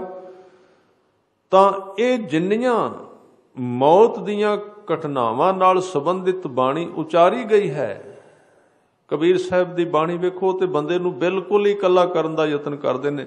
ਅਜੇ ਗੁਰੂ ਤੇਗ ਬਹਾਦਰ ਸਾਹਿਬ ਤੇ ਹੀ ਕਹਿੰਦੇ ਨੇ ਵੀ ਸਾਰੇ ਚਲੇ ਗਏ, ਤੇ ਕਬੀਰ ਸਾਹਿਬ ਤੇ ਬਹੁਤੇ ਸਖਤ ਨੇ, ਉਹ ਤੇ ਤਲਵਾਰ ਹੱਥ ਵਿੱਚ ਰੱਖਦੇ ਨੇ, ਮਿਆਨ ਨਹੀਂ ਉਹਨਾਂ ਕੋਲ। ਕਬੀਰ ਸਾਹਿਬ ਕੋਲ ਗਿਆਨ ਦੀ ਤਲਵਾਰ ਹੈ ਤੇ ਉਹ ਵੀ ਨੰਗੀ। ਗਿਆਨ ਤੇ ਬੜੇ ਭਗਤਾਂ ਕੋਲੇ, ਪਰ ਘੱਟੋ ਘੱਟ ਮਿਆਨ ਰੱਖਦੇ ਨੇ ਉਹ। ਕਬੀਰ ਸਾਹਿਬ ਕੋਲ ਤੇ ਕੱਲੀ ਬਿਨਾਂ ਮਿਆਨ ਦਾ ਗਿਆਨ ਹੈ। ਉਹ ਤਾਂ ਜਿੱਥੋਂ ਦੀ ਲੰਘਦੇ ਨੇ ਕੋਈ ਨਹੀਂ ਬਚੇਗਾ, ਲਿਹਾਜ਼ ਕਿਸੇ ਦਾ ਵੀ ਨਹੀਂ ਹੈ, ਕੋਈ ਨਹੀਂ ਬਚਦਾ। ਘਸੀਟ ਕੇ ਸ਼ਮਸ਼ਾਨ ਘਾਟ ਵਿੱਚ ਵੀ ਲੈ ਕੇ ਜਾਣਗੇ। ਹਾੜ ਜਰੈ ਜੈਸੇ लकड़ी का तूला, केस जलै जैसे घास का पूला। सुके घाह की अग वेखी होनी तुसां, ते अग किवें पकड़दी केसां नूं जदों संस्कार किया जाता है, एकदम साड़ के साह कर देंदी, उस तरह लगेगी। बिल्कुल उत्थे लै गए, प्रयोजन उन्हां दा होर कोई नहीं। वो ते जगजीवन कहंदे ने परमात्मा नूं, ये नहीं कि गुरु ग्रंथ साहिब जी मौत विच डेग डेग के बंदे नूं होर गम विच ले जाना चाहते, ऐसा नहीं कुछ। वो ते कहंदे भी जग जीवन जगत दे जीवन नूं लभ परमात्मा नूं विच रहिंदिआं, पर इहदी मूर्खता नूं रोकण दा होर तरीका ही कोई नहीं। शमशान घाट तो बिना तैनूं होश ही कोई नहीं आउंदी, पता ही नहीं लगदा, होर कोई राह नहीं इहदे तो। मौत तो बिना किवें मुड़ेगा। इस करके ਇਹ ਦਵਾਈ ਵਰਤੀ ਗਈ ਗੁਰਬਾਣੀ ਦੇ ਵਿੱਚ ਸਿੱਧੀ ਸਾਵੀਂ। ਸਾਰੀ ਗੁਰਬਾਣੀ ਵਿੱਚ ਬੰਦੇ ਨੂੰ ਇਕੱਲਾ ਕਰਨ ਵਾਸਤੇ ਉਹਦੀ ਮੌਤ ਉਹਦੇ ਨੇੜੇ ਕੀਤੀ ਗਈ ਹੈ। ਸਮਝਾਇਆ ਗਿਆ ਹੈ ਸਰੀਰ ਤੇਰਾ ਨਹੀਂ ਹੈ, ਪਰਿਵਾਰ ਤੇਰਾ ਨਹੀਂ ਹੈ, ਜੋ ਤਨ ਉਪਜਿਆ ਸੰਗ ਹੀ ਸੋ ਵੀ ਸੰਗ ਨਾ ਹੋਏ। ਜਦੋਂ ਇਕੱਲਾ ਹੋ ਗਿਆ ਹੁਣ ਉਹਦੀ ਸੰਭਾਵਨਾ ਹੈ ਕਿ ਅੱਗੇ ਤੁਰੇਗਾ, ਹੁਣ ਕੋਈ ਰਾਹ ਖੁੱਲੇਗਾ। इस करके सारी गुरबाणी ਇਹਦੇ ਉੱਤੇ ਜ਼ੋਰ ਦੇ ਰਹੀ। ਸਾਹਿਬ ਕਹਿੰਦੇ ਨੇ ਪ੍ਰਾਨੀ ਰਾਮ ਨਾ ਚੇਤਈ, ਮਦ ਮਾਇਆ ਕੈ ਅੰਧ। ਔਰ ਮੈਂ ਉਸ ਜਿਹੜਾ ਵਿਸ਼ਾ ਲੈ ਰਿਹਾ ਸੀ ਮਨੁੱਖ ਦਾ ਸੰਗੀ ਕੋਈ ਨਹੀਂ, ਉਹ ਸ਼ਲੋਕ ਅਗਲਾ ਹੈ 32 ਨੰਬਰ, ਇਸ ਕਰਕੇ ਉਹਨੂੰ ਪਹਿਲਾਂ ਨਾਲ ਲੱਗਦਾ ਸਪਸ਼ਟ ਕਰ ਸਕਾਂ। ਇਹਦੇ ਉੱਤੇ ਆਪਾਂ ਵਿਚਾਰ ਕੀਤੀ ਹੈ कि ध्यान नाल देख, तेरा संगी कोई नहीं है, तू इकल्ला है। जिन्ने तेरे संगी ने वो तेरे साधन करके संगी ने, तेरे कोल साधन है उन्हां दी संगत करन दा। जे अज कोई संगी है, अज कोई मित्र है, ते ओदे विच 90% ते वो मित्र ने जो धन करके ने, सिर्फ होर कोई कारण नहीं है, धन करके ने सिर्फ। इस करके ਉਹ ਸੰਗੀ ਬਹੁਤਾ ਸੰਸਾਰ ਜਿਹੜਾ ਹੈ ਸੰਗੀ ਹੈ ਧਨ ਕਰਕੇ। ਕੋਲ ਮਾਇਆ ਹੈ, ਕੋਲ ਧਨ ਹੈ, ਕੋਲ ਅਹੁਦਾ ਹੈ, ਕੋਲ ਅਸਵਾਰੀ ਚੰਗੀ ਹੈ, ਘਰ ਚੰਗਾ ਹੈ, ਸੰਸਾਰ ਸੰਗੀ ਹੈ, ਨਾਲ ਤੁਰੇਗਾ, ਨਾਲ ਰਹੇਗਾ। ਜਬ ਹੀ ਨਿਰਤਨ ਦੇਖਿਓ ਜਨ ਕੋ, ਸੰਗ ਛਾੜ ਸਭ ਭਾਗੇ। ਜਦੋਂ ਨਿਰਧਨ ਵੇਖਿਆ ਨਹੀਂ, ਅਹੁਦਾ ਛੁੱਟਿਆ ਨਹੀਂ, ਵੋਟਾਂ ਹਾਰੀਆਂ ਨਹੀਂ, ਤੇ ਦੂਜੇ ਦਿਨ ਕਹਿੰਦੇ ਜੀ ਇਹ ਪਤਾ ਨਹੀਂ, ਮੈਂ ਤੇ ਜਾਣਦਾ ਹੀ ਨਹੀਂ ਬੰਦਾ ਕੌਣ ਹੈ। ਸੰਸਾਰ ਜਿੱਤੇ ਹੋਏ ਨਾਲ ਸੰਬੰਧਿਤ ਰਹਿੰਦਾ ਹੈ, ਹਾਰੇ ਹੋਏ ਨਾਲ ਨਹੀਂ। ਇਹ ਪਰਮਾਤਮਾ ਹੀ ਹੈ ਜਿਹੜਾ ਹਾਰਿਆਂ ਨਾਲ ਮਿੱਤਰਤਾ ਪਾਉਂਦਾ ਹੈ, ਜੋ ਅੰਦਰੋਂ ਨਹੀਂ ਹਾਰਦੇ। ਇਸ ਕਰਕੇ ਬਹੁਤਾ ਸੰਗਤ ਜਿਹੜੀ ਸੰਗ ਹੈ ਉਹ ਧਨ ਕਰਕੇ ਹੈ, ਤੇ ਜਿਹੜੇ ਸਾਧ ਸੰਗਤ ਬਾਕੀ ਦੇ ਆਪਣੇ ਸੰਗੀ ਨੇ ਉਹ ਸਾਡੇ ਸਰੀਰ ਕਰਕੇ ਸਾਡੇ ਸੰਗੀ ਨੇ। ਜਿੰਨਾ ਚਿਰ ਸਾਡਾ ਸਰੀਰ ਹੈ, ਜਦੋਂ ਸਰੀਰ ਨਾ ਰਿਹਾ ਉਹ ਸੰਗੀ ਕਿਵੇਂ ਰਹਿਣਗੇ? ਕੋਈ ਸੰਗ ਨਹੀਂ ਹੋ ਸਕਦਾ। ਤਾਂ ਸਤਿਗੁਰੂ ਕਹਿ ਰਹੇ ਨੇ, ਸੁਖ ਮੈਂ ਬਹੁ ਸੰਗੀ ਭਏ, ਦੁੱਖ ਮੈਂ ਸੰਗ ਨਾ ਕੋਏ। ਦੁੱਖ ਵਿੱਚ ਤੇਰਾ ਕੋਈ ਸੰਗ ਨਹੀਂ, ਕੋਈ ਸੰਗੀ ਨਹੀਂ।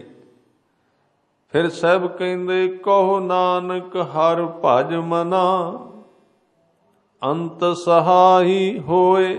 ਇੱਥੋਂ ਤੱਕ ਤੇ ਬੰਦੇ ਨੂੰ ਕੀਤਾ ਬੇਸਹਾਰਾ। ਪਹਿਲਾਂ ਬੇਸਹਾਰਾ ਕੀਤਾ, ਤੇ ਜਦੋਂ ਬੇਸਹਾਰਾ ਹੋ ਗਿਆ ਫਿਰ ਉਹਨੂੰ ਦੱਸਿਆ ਵੀ ਤੇਰਾ ਸਹਾਰਾ ਕੌਣ ਹੈ, ਕੌਣ ਤੇਰਾ ਸਹਾਈ ਹੋ ਸਕਦਾ।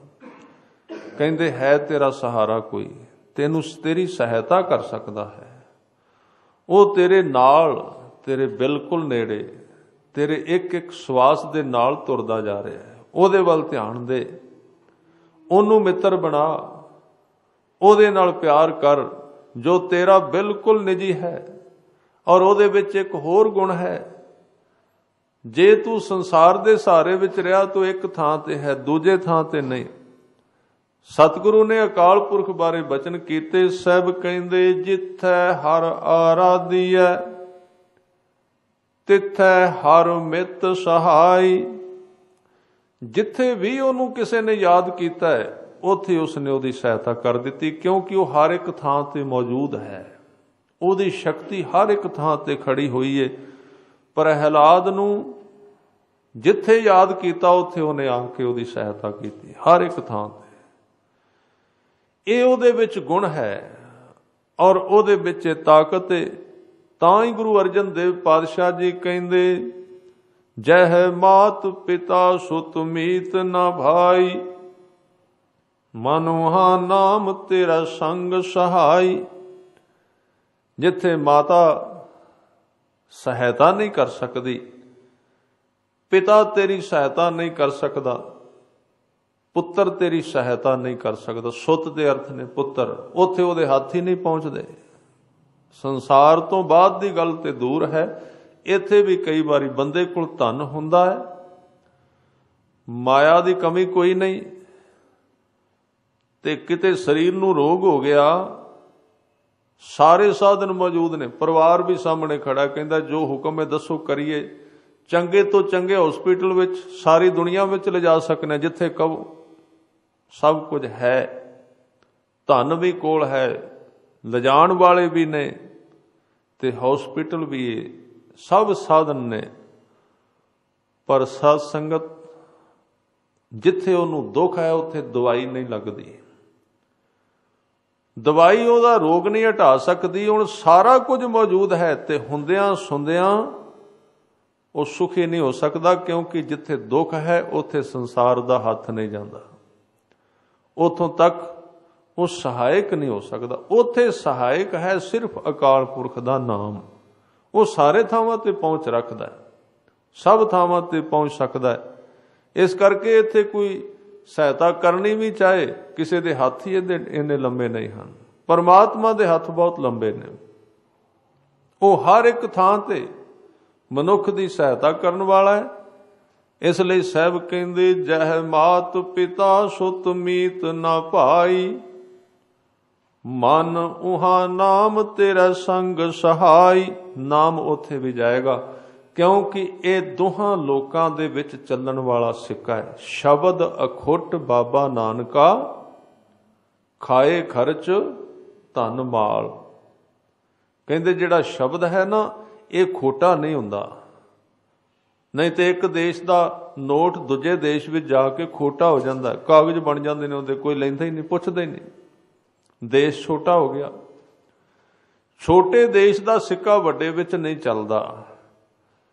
ਤੇ ਇੱਕ ਸਮਾਂ ਐਸਾ ਵੀ ਆਉਂਦਾ ਸਾਧ ਸੰਗਤ, ਇਸ ਧਰਤੀ ਦੇ ਸਾਰੇ ਸਿੱਕੇ, ਸਾਰੀ ਕਰੰਸੀ ਉਸ ਦੁਨੀਆ ਵਿੱਚ ਨਹੀਂ ਚੱਲਦੀ ਜਿੱਥੇ ਬੰਦਾ ਮੌਤ ਤੋਂ ਬਾਅਦ ਚਲਾ ਜਾਂਦਾ ਹੈ। ਪਰ ਨਾਮ ਇਸ ਤਰ੍ਹਾਂ ਦਾ ਸਿੱਕਾ ਹੈ ਜਿਹੜਾ ਇੱਥੇ ਵੀ ਚੱਲਦਾ ਹੈ ਤੇ ਜਿਹੜਾ ਸਰੀਰ ਦੇ ਬਾਅਦ ਵੀ ਚੱਲਦਾ ਹੈ, ਦੋਵਾਂ ਥਾਵਾਂ ਤੇ ਚੱਲਦਾ ਹੈ। ਆਹ ਜਿਹੜਾ ਸਿਧਾਂਤ ਦਿੱਤਾ ਹੈ ਨਾ ਗੁਰੂ ਅਮਰਦਾਸ ਪਾਤਸ਼ਾਹ ਜੀ ਨੇ, ਜਦੋਂ ਜਾਣ ਲੱਗੇ ਤੇ ਸਿੱਖਾਂ ਨੇ ਬੇਨਤੀ ਕੀਤੀ, ਮਹਾਰਾਜ ਬਾਅਦ ਵਿੱਚ ਕਿਵੇਂ ਕਰੀਏ, ਤੁਸੀਂ ਤੇ ਸਮਰੱਥ ਹੋ, ਤੁਸੀਂ ਤੇ ਰੱਬ ਹੋ ਖੁਦ, ਤੁਹਾਡੇ ਵਾਸਤੇ ਅਸੀਂ ਕੀ ਅਰਦਾਸ ਕਰੀਏ ਵੀ ਇਹਨਾਂ ਨੂੰ ਉੱਥੇ ਥਾਂ ਦੇਣੀ। ਕਹਿਣ ਲੱਗੇ ਇਹ ਤਾਂ ਠੀਕ ਹੈ, ਪਰ ਤੁਸੀਂ ਆਹ ਕੰਮ ਕਰਿਆ ਜੇ, ਮੈਂ ਪਿੱਛੇ ਕੀਰਤਨ ਕਰਿਓ ਨਿਰਵਾਣ ਜੀਓ, ਗੋਪਾਲ ਕੇਸ਼ੋ ਪੰਡਤ ਸੱਦਿਓ, ਹਰ ਹਰ ਕਥਾ ਪੜ੍ਹੈ ਪੁਰਾਣ ਜੀਓ।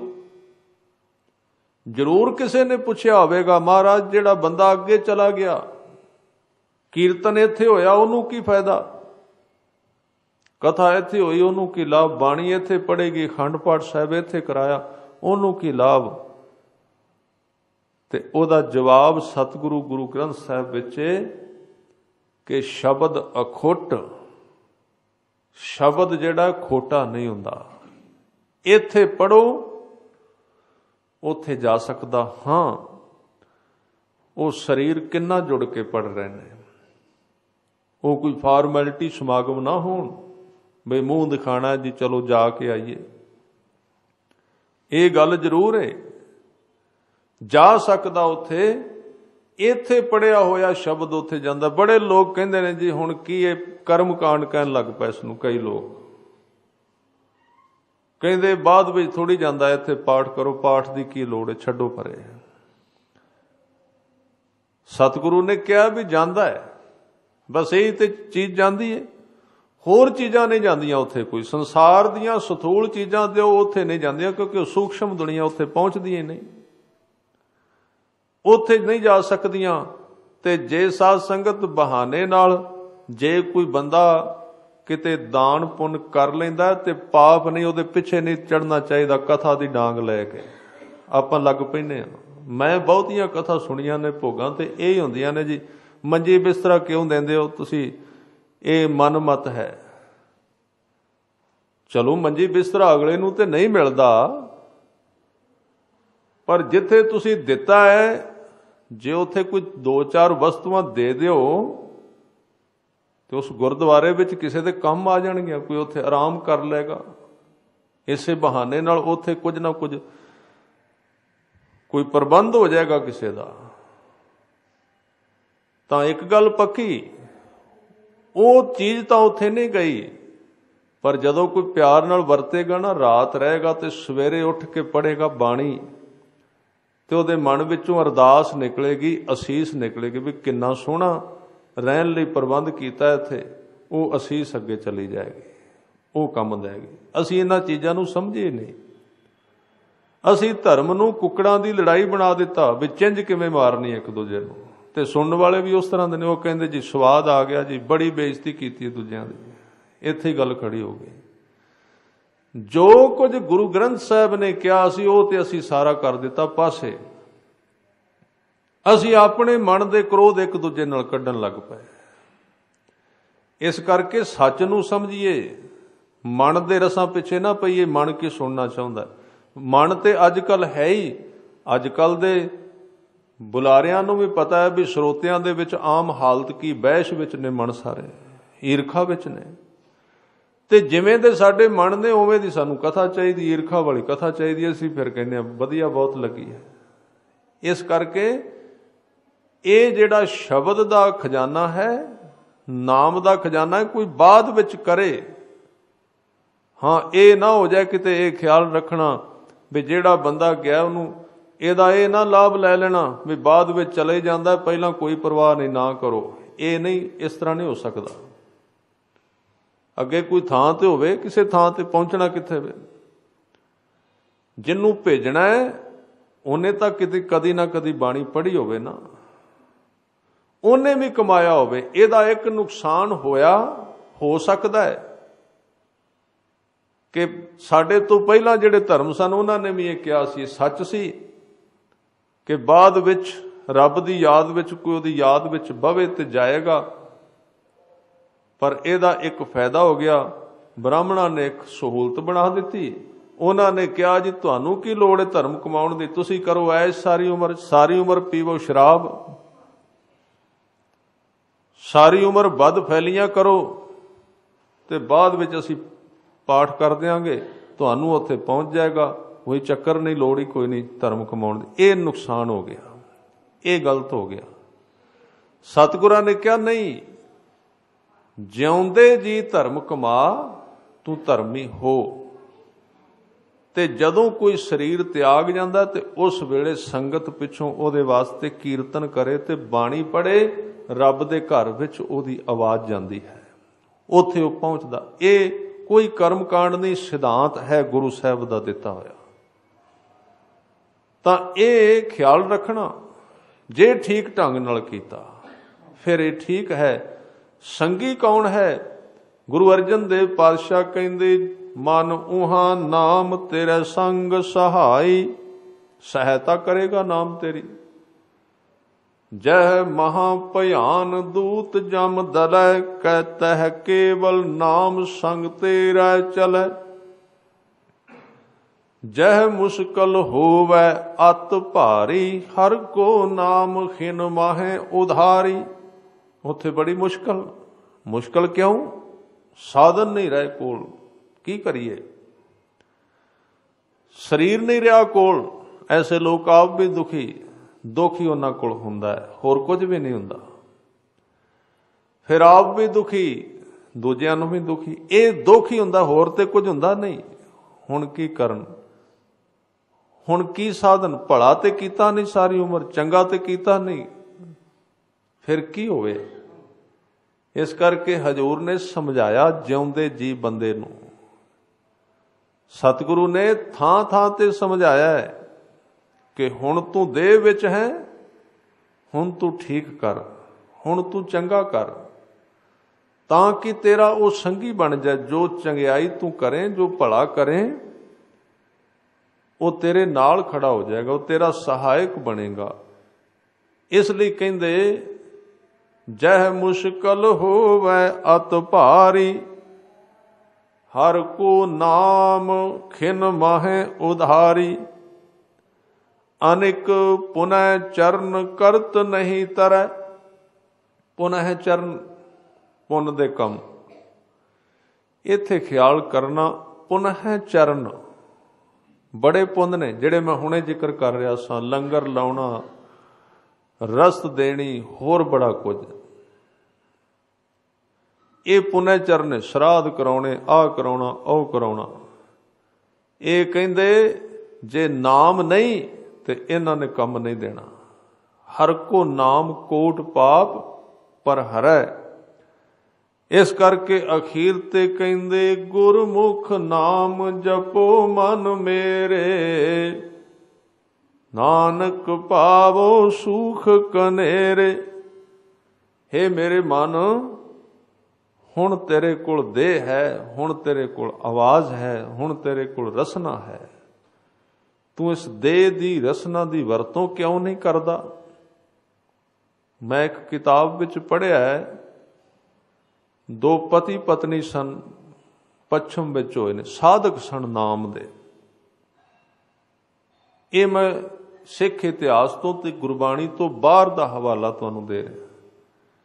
बड़े धार्मिक, उन्होंने कहा भी एक काम करिए। साधक बड़े सन, जेड़ा साडे तो पहला चला गया ना, उधरों कोई ना कोई संदेश भेजे दूसरे नूं भी उत्थे की चलदा है, किसी नूं पता ही नहीं उत्थे की चलदा है। सबब नाल पत्नी चढ़ाई कर गई, वो बेचारा उड़ीकदा रहा भी हुण ये संपर्क करना सौखा है। भाषावां वखरियां ने, सिस्टम वखरे ने। वो 3 महीनों बाद उन्होंने संपर्क विच किसी भाषा विच उन्हें गल कीती ते उन्हें कहा भी तेरे नाल गल करन लई बहुता मेरे कोल समा नहीं, मैं आ 1 मिनट गल करन लई 3 महीने पहला सीखना पिया, मैनूं किवें गल करनी, उधरों सीखना पिया तेरे नाल किवें गल करनी। ਉਹਨੇ ਕਿਹਾ ਉਧਰ ਦੀ ਕੋਈ ਖਾਸ ਕਹਿੰਦੇ ਸਮਾਂ ਬਹੁਤਾ ਹੈ ਨਹੀਂ, ਇੰਨੀ ਕੁ ਗੱਲ ਕਰਨ ਲਈ ਮੈਨੂੰ ਇੱਕ ਵਿਸ਼ੇਸ਼ ਭਾਸ਼ਾ ਸਿੱਖਣੀ ਪਈ ਉੱਥੇ, ਤਾਂ ਮੈਂ ਤੇਰੇ ਨਾਲ ਸੰਪਰਕ ਕਰ ਸਕਾਂ। ਸੰਪਰਕ ਹੀ ਨਹੀਂ ਹੁੰਦਾ। ਕੀ ਹੈ ਉਧਰ? ਉਹ ਕਹਿਣ ਲੱਗੀ ਵੀ ਇੱਕੋ ਕੰਮ ਕਰੀ, ਵੀ ਅੱਜ ਤੋਂ ਬਾਅਦ 1 ਮਿੰਟ ਨਹੀਂ ਖਾਲੀ ਜਾਣਾ ਚਾਹੀਦਾ ਨਾਮ ਤੋਂ ਬਿਨਾਂ, ਕਿਉਂਕਿ ਇੱਥੇ ਆਉਣ ਤੋਂ ਬਾਅਦ ਬਸ ਮੈਨੂੰ ਹੋਰ ਕੋਈ ਪਛਤਾਵਾ ਨਹੀਂ ਹੁੰਦਾ। ਪਛਤਾਵਾ ਇਹੀ ਹੋਇਆ ਵੀ ਜਿਹੜਾ ਮੈਂ ਸਮਾਂ ਨਾਮ ਤੋਂ ਬਿਨਾਂ ਖਾਲੀ ਲੰਘਾ ਦਿੱਤਾ, ਉਹ ਹੀ ਦੁੱਖ ਦੇ ਰਿਹਾ, ਹੋਰ ਇੱਥੇ ਸਾਰੇ ਸੁੱਖ ਨੇ। ਉਹਦਾ ਇਹ ਸੰਦੇਸ਼। ਹੁਣ ਕਹਾਣੀ ਇਹ ਵੀ ਸਾਧ ਸੰਗਤ, ਬੰਦੇ ਦਾ ਮਨ ਇਹਨਾਂ ਚੀਜ਼ਾਂ ਤੇ ਬਹੁਤ ਪ੍ਰਭਾਵਿਤ ਹੁੰਦਾ, ਵੀ ਕੋਈ ਗਿਆ ਤੇ ਉਹਨੇ ਦੱਸਿਆ। ਇਹ ਗੱਲਾਂ 1430 ਅੰਗਾਂ ਵਿੱਚ ਗੁਰੂ ਸਾਹਿਬ ਨੇ ਲਿਖੀਆਂ ਹੋਈਆਂ ਨੇ। ਇਹਨਾਂ ਦੇ ਉੱਤੇ ਅਮਰਨਾ ਗੁਰੂ ਸਾਹਿਬ ਨੇ ਕਿਹਾ, ਜਿਨ੍ਹਾਂ ਨੇ ਜਪਿਆ ਉਹਨਾਂ ਦੇ ਖਜ਼ਾਨੇ ਇਕੱਠੇ ਹੋ ਗਏ, ਉਹ ਬਾਦਸ਼ਾਹ ਬਣ ਗਏ ਉਸ ਦੁਨੀਆ ਵਿੱਚ, ਉਹਨਾਂ ਨੂੰ ਥਾਂ ਮਿਲੀ, ਘਰ ਮਿਲਿਆ, ਰਾਹ ਮਿਲਿਆ। ਤਾਂ ਇਹਨੂੰ ਕੋਈ ਅੰਧ ਵਿਸ਼ਵਾਸ ਨਾ ਸਮਝਣਾ। ਜੇ ਅੰਧ ਵਿਸ਼ਵਾਸ ਲੱਗੇ ਤੇ ਗੁਰੂ ਗ੍ਰੰਥ ਸਾਹਿਬ ਜੀ ਦੇ ਅਰਥ ਪੜ੍ਹ ਲੈਣਾ। ਜੇ ਇੱਕ ਵੀ ਸ਼ਬਦ ਪਾਸਿਓਂ ਹੋਏ ਤੇ ਫਿਰ ਕਹਿ ਦੇਣਾ ਜੋ ਕੁਝ ਕਿਹਾ ਗਿਆ ਹੈ। ਸਾਰੇ ਹਵਾਲੇ ਗੁਰੂ ਗ੍ਰੰਥ ਸਾਹਿਬ ਜੀ ਦੇ ਵਿੱਚ ਦਿੱਤੇ ਗਏ ਨੇ ਕਿ ਇਹ ਨਾਮ ਦਾ ਖਜ਼ਾਨਾ ਬੰਦੇ ਦਾ ਸਹਾਇਕ ਹੈ। ਇਸ ਕਰਕੇ ਸਾਹਿਬ ਕਹਿੰਦੇ, ਗੁਰਮੁਖ ਨਾਮ ਜਪੋ ਮਨ ਮੇਰੇ, ਨਾਨਕ ਪਾਵੋ ਸੂਖ ਕਨੇਰੇ। ਸ਼ਲੋਕਾਂ ਦੇ ਅਖਰੀ ਅਰਥ ਕਰਨ ਦਾ ਯਤਨ ਕਰਾਂ। ਹਜ਼ੂਰ ਗੁਰੂ ਤੇਗ ਬਹਾਦਰ ਸਾਹਿਬ ਕਹਿੰਦੇ, ਪ੍ਰਾਨੀ ਰਾਮ ਨ ਚੇਤਾਈ, ਮਦ ਮਾਇਆ ਕੈ ਅੰਧ। ਇਹ ਮਨੁੱਖ ਰਾਮ ਨੂੰ ਚੇਤੇ ਨਹੀਂ, ਪਰਮਾਤਮਾ ਨੂੰ ਚੇਤੇ ਨਹੀਂ ਕਰਦਾ। ਕਿਉਂ ਨਹੀਂ ਕਰਦਾ? ਕਹਿੰਦੇ ਨਸ਼ੇ ਵਿੱਚ। ਮਦ ਦਾ ਅਰਥ ਹੈ ਨਸ਼ਾ। ਕਿਹੜੇ ਨਸ਼ੇ ਵਿੱਚ? ਅਫੀਮ ਦਾ, ਸ਼ਰਾਬ ਦਾ? ਕਹਿੰਦੇ ਨਹੀਂ, ਮਾਇਆ ਦਾ। ਮਾਇਆ ਦੇ ਨਸ਼ੇ ਕਰਕੇ ਯਾਦ ਨਹੀਂ ਕਰਦਾ ਔਰ ਅੰਧ ਹੋ ਗਿਆ। ਅੰਧ ਦਾ ਅਰਥ ਇਹਨੂੰ ਹੁਣ ਨਜ਼ਰ ਕੁਝ ਨਹੀਂ ਆਉਂਦਾ, ਦਿਸਦਾ ਹੀ ਕੁਝ ਨਹੀਂ ਪਿਆ। ਐਸਾ ਨਸ਼ਾ ਚੜਿਆ, ਵਿਚਾਰ ਹੀ ਨਹੀਂ ਕੰਮ ਕਰਦੀ, ਮਨ ਪਲਟ ਗਿਆ। ਜਿਹਨੂੰ ਬਾਬਾ ਫਰੀਦ ਸਾਹਿਬ ਕਹਿੰਦੇ, ਫਰੀਦਾ ਕੂਕੇਂਦਿਆਂ ਚਾਂਗੇਂਦਿਆਂ ਮੱਤੀ ਦੇਂਦਿਆਂ ਨਿਤ, ਜੋ ਸ਼ੈਤਾਨ ਵੰਝਾਇਆ ਸੇਕਿਤ ਫੇਰਹਿ ਚਿਤ। ਕਹਿੰਦੇ ਜੋ ਮਰਜ਼ੀ ਸੁਣਾ ਲਓ, ਸਾਕਤ ਤੇ ਕੋਈ ਗੱਲ ਅਸਰ ਨਹੀਂ ਕਰਦੀ, ਕੋਈ ਉਹਨੂੰ ਪਤਾ ਨਹੀਂ, ਸੁਣਦੇ ਹੀ ਨਹੀਂ ਬਿਲਕੁਲ। ਇਹਨਾਂ ਅੰਦਰ ਪੱਥਰ ਕਿਉਂ ਨਹੀਂ? ਨਾ ਕੰਨ ਬਚੇ ਨੇ, ਨਾ ਅੱਖਾਂ ਬਚੀਆਂ। ਮਾਇਆ ਨੇ ਬੋਲਾ ਵੀ ਕਰ ਦਿੱਤਾ, ਮਾਇਆ ਨੇ ਅੰਨਾ ਵੀ ਕਰ ਦਿੱਤਾ। ਗੁਰੂ ਤੇਗ ਬਹਾਦਰ ਸਾਹਿਬ ਕਹਿੰਦੇ, ਮਦ ਦੇ ਵਿੱਚ ਅੰਨਾ ਹੋ ਗਿਆ, ਅੰਧ ਹੋ ਗਿਆ। ਕਹੋ ਨਾਨਕ ਹਰ ਭਜਨ ਬਿਨ, ਪਰਤ ਤਾਹੇ ਜਮ ਫੰਧ। ਇਸ ਤਰ੍ਹਾਂ ਵਾਹਿਗੁਰੂ ਦੀ ਬੰਦਗੀ ਤੋਂ ਬਿਨਾਂ ਉਸ ਮਨੁੱਖ ਨੂੰ ਜਮ ਦੀ ਫੰਦ ਦਾ ਅਰਥ ਰੱਸੀ ਪੈ ਜਾਂਦੀ ਹੈ, ਜਮਾਂ ਦੇ ਕਾਬੂ ਆ ਜਾਂਦਾ। ਸੁਖ ਮਹਿ ਬਹੁ ਸੰਗੀ ਭਏ, ਦੁਖ ਮਹਿ ਸੰਗ ਨਾ ਕੋਏ। ਜਿੰਨਾ ਚਿਰ ਸਾਧਨ ਨੇ, ਸਾਰੇ ਸੰਗੀ ਨੇ, ਜਦੋਂ ਉਹ ਦੁੱਖ ਵਾਪਰਿਆ ਉੱਥੇ ਕਿਸੇ ਦਾ ਹੱਥ ਨਹੀਂ ਪਹੁੰਚਦਾ। ਦੁੱਖ ਮਹਿ ਸੰਗ ਨਾ ਕੋਏ। ਫਿਰ ਕੀ ਕਰਨਾ ਚਾਹੀਦਾ? ਉੱਥੇ ਕੋਈ ਸੰਗੀ ਹੋ ਸਕਦਾ? ਸਾਹਿਬ ਕਹਿੰਦੇ, ਕਹੋ ਨਾਨਕ ਹਰ ਭਜ ਮਨਾ, ਅੰਤ ਸਹਾਈ ਹੋਏ। ਹੇ ਮੇਰੇ ਮਨ, ਤੂੰ ਵਾਹਿਗੁਰੂ ਦਾ ਸਿਮਰਨ ਕਰ, ਉਹ ਹੀ ਤੇਰਾ ਅਖੀਰਲੇ ਵੇਲੇ ਸਹਾਈ ਹੋ ਸਕਦਾ, ਤੇਰਾ ਅੰਗ ਸੰਗੀ ਹੋ ਸਕਦਾ, ਤੇਰੀ ਸਹਾਇਤਾ ਕਰ ਸਕਦਾ। ਸਤਿਗੁਰੂ ਗੁਰੂ ਤੇਗ ਬਹਾਦਰ ਸਾਹਿਬ ਪਾਤਸ਼ਾਹ ਜੀ ਬਖਸ਼ਿਸ਼ ਕਰਨ, ਇਹ ਸੱਚ ਦੇ ਉਪਦੇਸ਼ ਸਾਡੇ ਜੀਵਨ ਵਿੱਚ ਵਸ ਜਾਣ। ਇੰਨੀਆਂ ਬੇਨਤੀਆਂ ਆਪ ਜੀ ਨੇ ਪ੍ਰਵਾਨ ਕਰਨੀਆਂ। ਸੋ ਗੁਰੂ ਸਾਹਿਬ ਬਖਸ਼ਿਸ਼ ਕਰਨ, ਭੁੱਲਾਂ ਚੁੱਕਾਂ ਦੀ ਖਿਮਾ। ਵਾਹਿਗੁਰੂ ਜੀ ਕਾ ਖਾਲਸਾ, ਵਾਹਿਗੁਰੂ ਜੀ ਕੀ ਫਤਿਹ।